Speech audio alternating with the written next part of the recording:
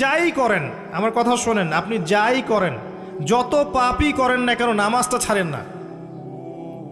নামাজটাই আপনাকে ইনশাআল্লাহ পাপ থেকে দূরে রাখবেই ইনশাআল্লাহ।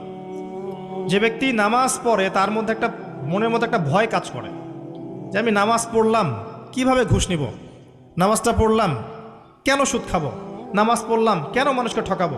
তার মনের ভিতর কিন্তু একটা সারা একটা নকিং হবেই।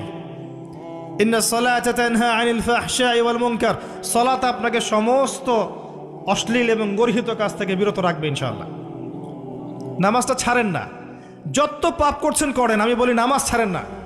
ইনশাআল্লাহ একদিন নামাজই আপনাকে পাপ থেকে বের করে আনবে ইনশাআল্লাহ।